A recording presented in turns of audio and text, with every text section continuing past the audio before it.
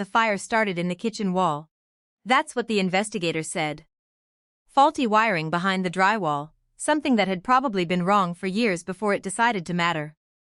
We got out with our phones, our shoes, and the dog. Marcus grabbed the folder with the insurance papers. I don't know why, instinct maybe. And I grabbed nothing except my daughter's hand. We stood on the lawn in November at 2 a.m. and watched the windows turn orange from the inside. I texted the family chat at 2:47 a.m. I remember the exact time because I stared at it after I sent it. We're safe, lost everything, house is gone. 14 family members in that chat.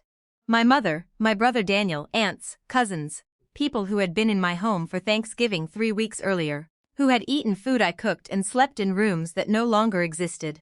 By morning, nothing. Not a single reply. I told myself people sleep. I told myself the notification maybe didn't come through. I told myself the reasonable things you tell yourself when the alternative explanation is too clean and too ugly to sit with all at once. Then Daniel tagged everyone in photos. Saturday afternoon. A lake house weekend apparently. 14 people smiling at a dock. Best weekend, this family, everything. 31 comments, heart emojis. My mother wrote so needed this. My daughter was doing homework on a cot 3 feet away from me when I saw it. I put my phone face down and didn't pick it up again until the next morning. We stayed in the shelter for 11 days. Then a motel with a weekly rate. I went back to work after 4 days because we needed the income, and because sitting still made the walls press in. My daughter started at a new school. She didn't complain once, which was somehow worse than if she had. Children shouldn't have to be that composed.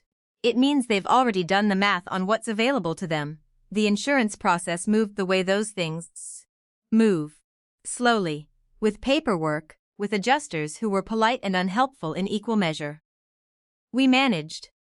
I'm not going to pretend we didn't struggle, but we managed, which I mention only because it matters to what comes next. 92 missed calls came on a Wednesday, 6 weeks after the fire. I counted them. I sat in the motel parking lot after my shift and I counted 92 calls across 11 family members, 17 texts, and 1 voicemail from my mother that I played once. Sweetheart, we need you. It's important. It's only $5,000 and you know how Daniel gets with money and this family. This is what family does. We need you to come through for us. I sat with that for a long time. Not with anger, exactly, more like clarity. The kind that arrives quietly, without announcement, like the last piece of a puzzle that turns out to be smaller than you expected. I called my mother back the next morning. She answered on the first ring. I told her I didn't have $5,000. I told her what I did have was documentation of 6 weeks of shelter costs, motel bills, emergency clothing receipts, and school enrollment fees for a child displaced from her home, totaling just over $4,000, which I had filed with our state's Family Emergency Assistance Program. I told her that a caseworker named Helen had actually been incredibly helpful.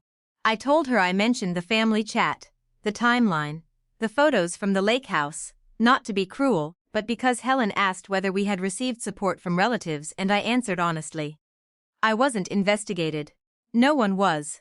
That's not how those programs work, but my mother went very quiet. And in that quiet, something shifted, not dramatically. Not with any satisfaction I'm able to name cleanly, just, the shape of things between us changed. What they assumed about me, about my need, about my forgiveness. It reorganized itself around something true. Daniel texted 2 weeks later. Hey, hope things are getting better. I read it. I didn't reply, not out of cruelty.